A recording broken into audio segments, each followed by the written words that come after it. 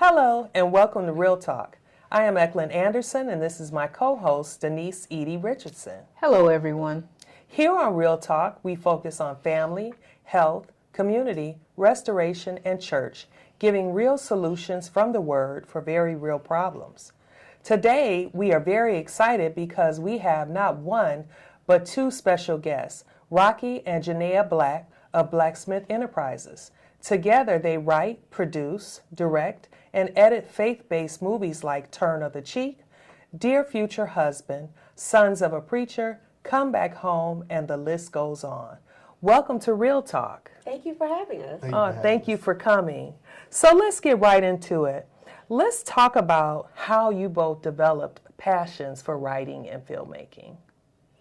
I've always been an avid reader since I was young, and writing was kind of like my way of communicating because I'm just a quiet person, so writing was my way to get my feelings out. And fast forward to 18, I met my husband, and he got bitten by the acting bug. He was in the movie 8 Mile, and at the time I was writing my first book. And after he decided he really liked the acting thing, he was reading chapters of my book as I was doing them, and he was like, this should be a movie. So from there, we just kind of got out and started networking with other filmmakers, and people took us under their wing and mentored us, and it just kind of kept going from there. Well, that is wonderful. So how did you get your breakout role in 8 Mile? Well, I heard about an open call on the radio, and wasn't gonna go. We was leaving church. I was like, it's too late. So I went down there, and I stood in this long line. They got to the, the door, and they said, we're not taking no more people. So we started to leave, and then the lady came out and was like, come on in, we'll get you in. So then like a month later, they called me, and then ended up, had a small role in it. That's great. That's awesome. So I heard you mention church. Yes. So I noticed when I looked on your website that you had a particular scripture on your website. Can you tell us a little bit about that and why you chose that scripture?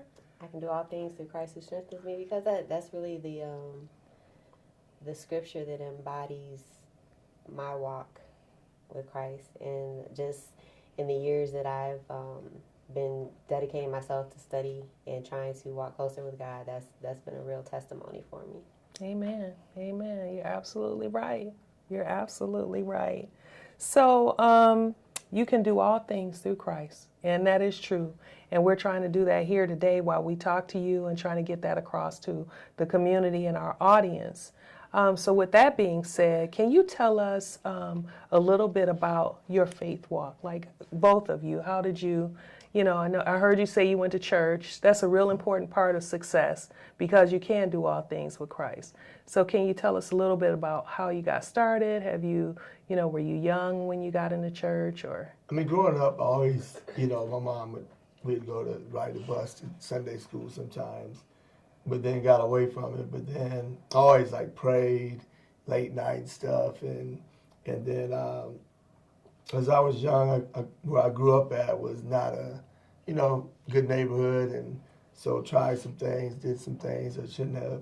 And then when I got older, I was about 20, I met this fine young woman. And, she sure is. and then, it was just God. Everything was just God sent, because we got married in 6 months. We've been happily married for 28 years now. I would have thought it was only about a couple, about 22. It's been 28 great years. Wonderful. So how did you meet this fine young woman? I was playing ball in college, and so me and my roommate, which is my best friend, it was a Sunday, 5-something, and the mall closed at 6. And it was Westland Mall. She was working at the store, JW's, and so we walked by the store, and I saw this fine young tender in the store. I told my boy, I said, I got to go back. And I wasn't always known for that, to just I got to go back. But that one time, I said, man, I got to go back and meet her. And then, she tried to sell me some clothes, and I came out the store with her number.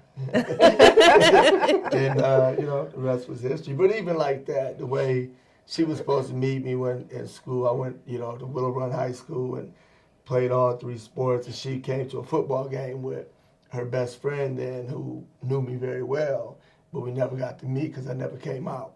So we never got to meet then. So that's how I ended up, I guess, getting her number, she said, because we were supposed to meet before. So, but yeah, so the rest, you know, it was history, and now we're here today. So does your account coincide with his? Yes, Okay. it does. It was, you know, it was all God, just the way it happened. Because like you said, we got married after 6 months. It's like the first time we talked on the phone, it was like 5 hours. We were just, Wow. no breaks, you know, we just connected like that. And people say love at first sight. I don't think it was love at first sight, but it was like love, genuine love. Like we were blessed to find our soulmates. And, you know, we've been going ever since.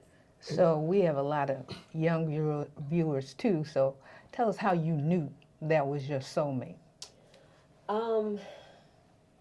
Okay, I can be totally transparent, right? Yes. So, just the way that we connected, and I was brought up in the church.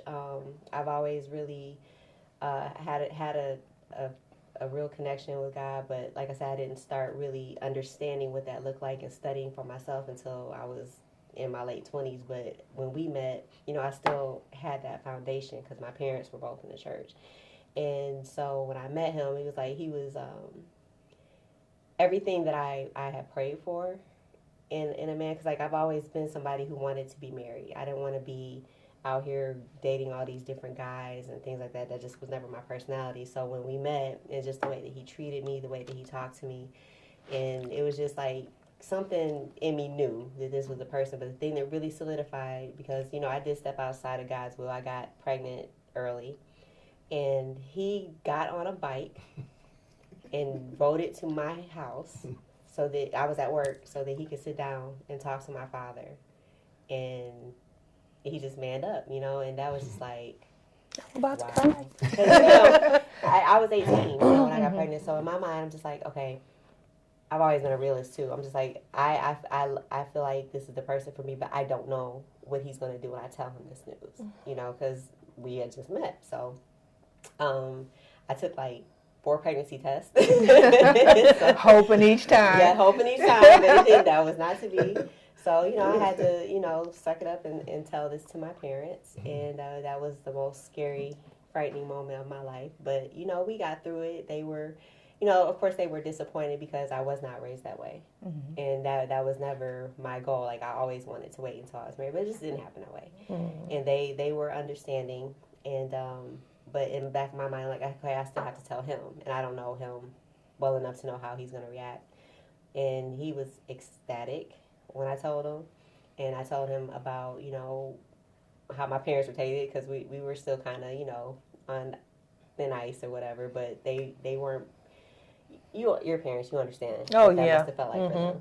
So one day while I was at work, I just, you know, I came home and he was there. I'm like, he's not killing me. What are you doing? Like, he came and talked to my father. And so, you know, he manned up and he did. And that's when I knew for real, for like, okay. So moving fast forward, after you guys got together, how long was it before, like, you finished your book, you started making films? What happened? How long was it before? That was a while, because that was in '95. So yeah, in 2001 went 8 Mile, and then after that I started I did a movie with somebody. We started a production, and then she started writing books. So I'm like, you write poetry, you write really good poetry. You should. I think I was telling her that she should write, you know, books or something. Then she wrote her first book. That's when we was like, you know what, I said, we need to turn this into a screenplay. So then we did that, and we thought we had a budget for it, and we met with like Jada Pinkett and like different people that we wanted in the film, and then the guy stiffed us, you know, on the money. So clarification, we did not meet with Jada Pinkett. We stalked we her. met her. No, we did, but we didn't sit down and meet with her. We stalked her at her concert. And, like, we had this gift bag and stuff, and we had our pitch in the bag, and we just like ran up and like, here, we want you to do something. So I just wanted to clarify that we didn't have a meeting. Oh, yeah, I mean, she gets so technical with things. Right. So Jada doesn't call us and say, wait a minute. I just didn't want anybody to see and be like, oh, you know. So with that in mind, you know, there are a lot of talented people out here right now that really don't know the ropes or, you know, how to get started if they have talent in writing a book, publishing, or anything like that. Do you have any advice for our audience on what they could possibly do to get into like writing, filming or writing or something along those lines? Well, for film, you know, you don't have to go to school. You know, and I'm not against going to school. It's just there's a lot of things that you don't have to go to school for. And I'm a hands-on person. I wasn't good in school, so just learning it that way. When I did that first movie, 8 Mile, being on the set for 12 to 14 days, watching the production, that was amazing to me. So I would say that you know, the hardest part is getting yourself to do it, motivate yourself. We all talk about, we're going to do this, we got goals, but a lot of people, they don't push themselves to the limit. And when you don't push yourselves to the limit, it's never going to happen.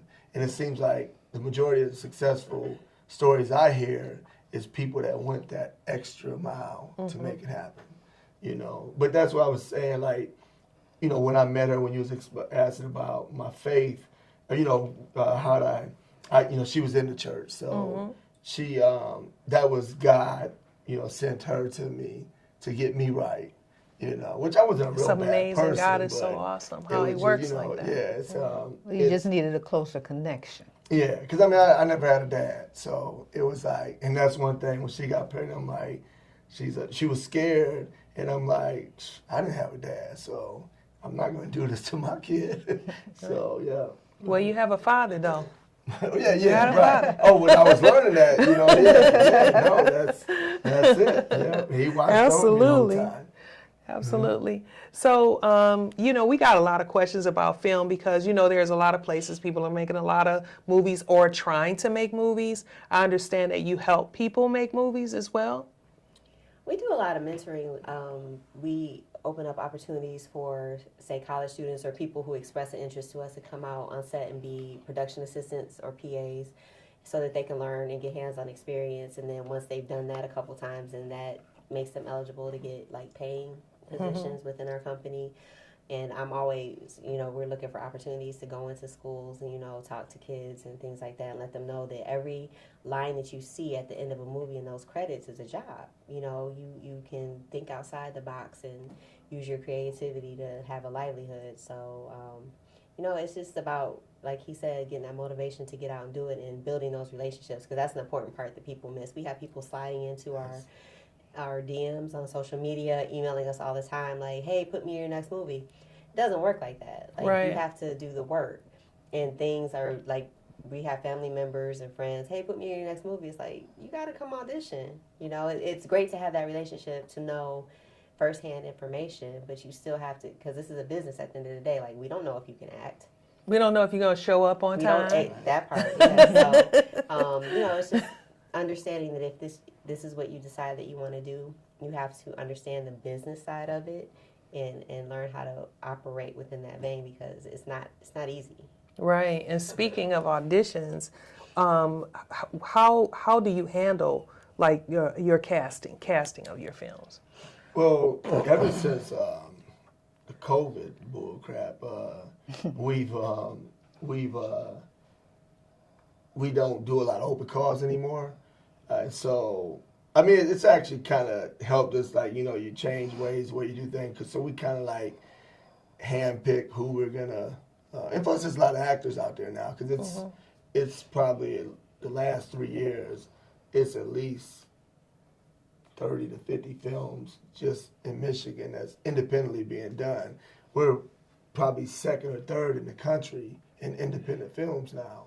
And so that's how we do it. We normally like handpick, but if we post something and we say, you know, send in, you know, a two-minute monologue, send it to this email, then if we like them, then we'll call them to come in for a private audition. And I do want to elaborate on that. So we do post stuff. That's how we get people to submit their stuff so that we can invite them for probably like private auditions and things of that nature. But a key part of that people miss is reading instructions.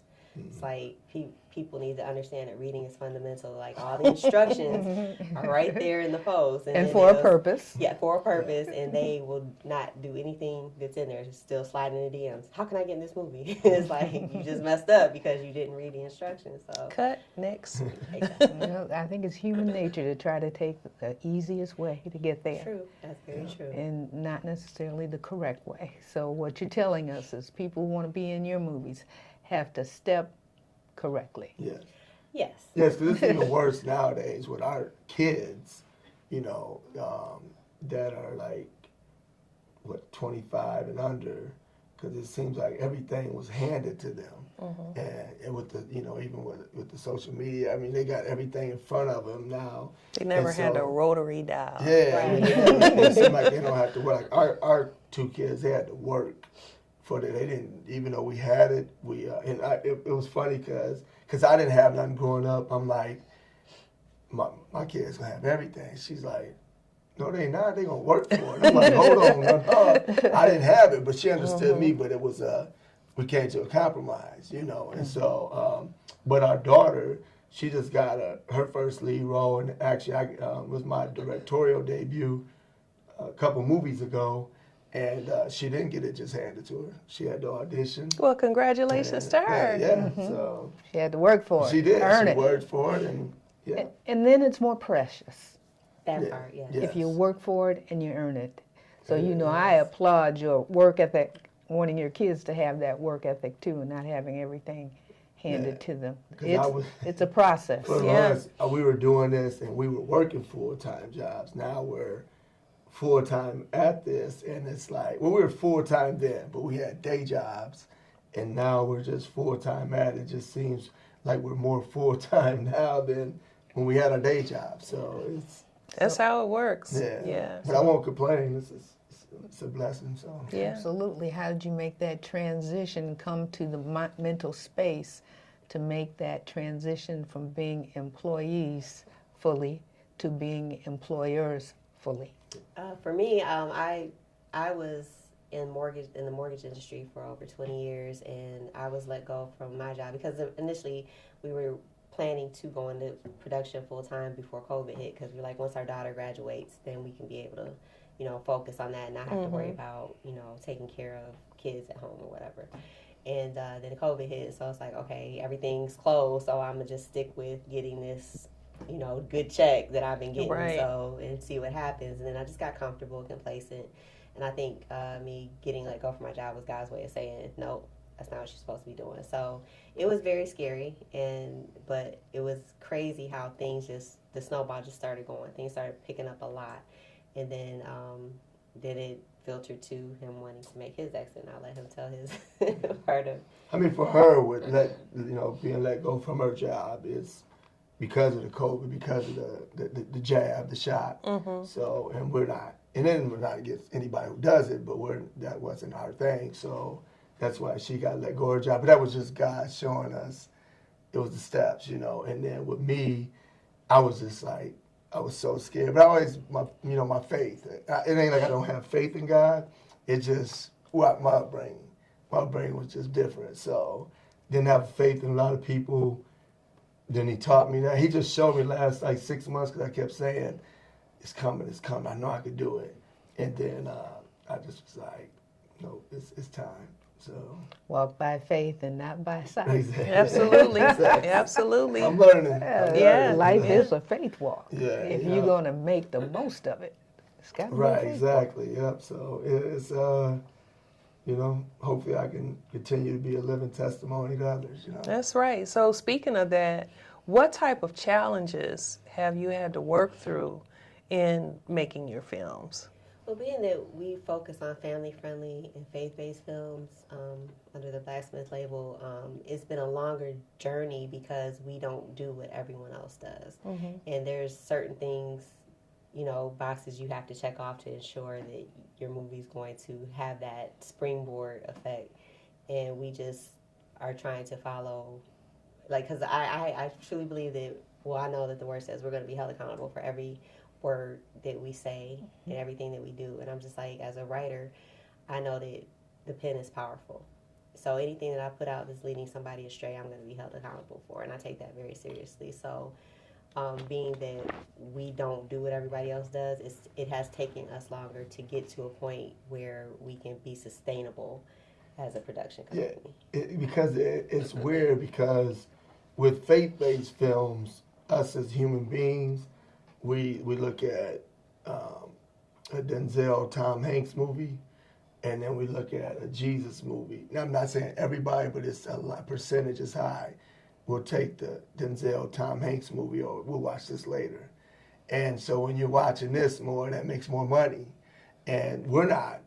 You'll never hear me say I want to be a millionaire or anything, whatever God bless us with. Right. When I was growing up, I wanted to be rich and famous. So the walk was different for me because, and I know now I'm 48, it's like God was showing me, because if I got it early, I probably lost my mind.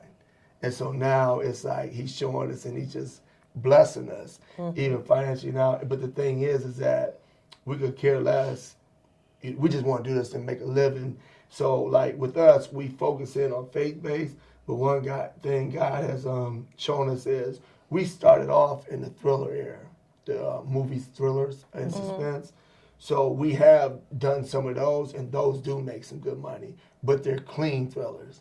It's just type of thrillers. Our movie Surprise, we don't have no sex and nothing, no, all this cussing and all that. So it's clean stuff. So it's like, I just feel like he's showing us, like, because he knows, like, because it's kind of weird to say, because God can, if he wants you to make a bunch of money in this, all you got to do is snap, and it happens. Right. So it's just that because of, and the way that the movies, the type of movies we do, is like real life, and we try to keep it where it's real life is possible, but we don't use like our movie Street Code Broken. It's about my upbringing, and all drug dealers, most drug dealers aren't bad people, and so it's just a story behind that, but how God changed him, and so we tell stories like that too, but keep it very clean. Those are the only stories I want to watch.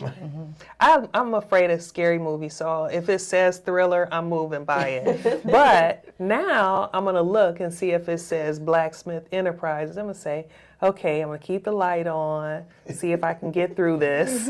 But I did see Dear Future Husband. It was very good. I thought it was extremely practical. And I loved it. Yeah. I really did. I told a lot of people about it because, like my mother, for instance, my mother doesn't want to see movies with a lot of sex in it. Right. And she's like, turn it off. And I'm like, yeah, I don't want to see that. A lot of cussing. Yeah. You don't want to see it. So there is definitely an audience out there that will really prefer your type of movies. You just got to promote it. Yeah, that's another challenge, finding our niche market and learning how to tap into it. Because, we don't have big studio marketing dollars, so it's just a lot of trial and error. So that's another one of the challenges that we face. I heard you say earlier that when you were trying to meet Jada, that you thought you had a budget. Yeah. Well, yeah. There was a guy that he made something else happen that was big for her brother's career. We were managers for her brother in the music business, and so he was a trustworthy guy. Bottom line is, I think something happened that he couldn't tell us, and so yeah. So, but Turn of the Cheek is definitely like another movie that you need to see. That's still my favorite of ours, Turn of the Cheek. Okay, so talk about it. Yeah. Oh, it's just a very compelling story about forgiveness, and it focuses on two families. One is a young man, and he's a single father trying to raise his son, but he's in the streets. And then you have an affluent family who has money. They're about to send their only son off to college, and the single dad accidentally kills their son while he's trying to rob a store so he can get money to feed his son. Oh, goodness. And it's just about dealing with that. It's like the slain boy's parents are trying to deal with their hatred toward the man that killed their son, but they see that he has a child that's about to go into the system, and the mother feels like God is telling her she needs to help this child. So she's fighting her feelings of hatred toward the dad, but she's also feeling maternal feelings of love toward the little boy. I saw that. As soon as she wrote it, I read it so quick. I'm like, yeah, because forgiveness, that's we lack that, and we have a forgiving Father. Yes. So I was like, we have to do that. I think we were about to do something else, maybe. Yeah, and then I was like, no, we got to do this next. But I cried so much writing that story, and it's still my favorite of all of our movies. Even like our inboxes, DMs, and all that, people. One time we had a showing, and a lady came up to us crying and telling us about her child got killed. And watching that movie, her mother, she was there with her, forgave the guy. He in prison, but she now forgives him from watching that movie. Wow, that is incredible. You guys are doing some really good work. So I just want to thank you guys for being here with us today. I feel like we can do this for hours and hours. It's a lot of good information that we're going to share, with the audiences, and we hope that you guys keep making great films and writing great books. Yes. And thank you for being here. Thank you for having us. This was fun. Thank you. Hey man, what's wrong with you? You almost killed him back there. Man, he tried to play me. What was I supposed to do? We wasn't raised like that, D. Man, look, I ain't you. And I ain't Pop neither. I won't respect and not dismantle whoever tried to take that from me. You can't serve two masters, son. You either serve God or the devil. There is no in between. If I can't get through my own brother, then how am I supposed to lead an entire congregation? You can't control what other people do, Elijah. That's my brother, man. Yes, and he has free will just like you do. All I ever wanted to do was serve the Lord, man. I've tried to be a good example. I've tried to do the right thing. I've tried to do right by my family. I've tried to be my brother's keeper. Since I left home, man, I've done some stuff in these streets to survive that you wouldn't believe if I told you. It don't matter. It's never too late to change, man.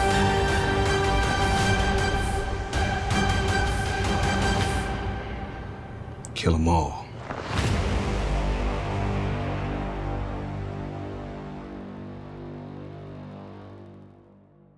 That's all for our show today. Thank you so much for joining us. And thank you, Rockey and Janaya. It has been a pleasure. If you are looking for quality entertainment, look for a Blacksmith Enterprise production. And remember, earth has no sorrow that heaven can't heal. We'll see you next week, and God bless. If you would like to help support this broadcast or become a sponsor, visit realtalktoday.com. Remember to join our Facebook page and follow us on Instagram. And subscribe to our YouTube channel.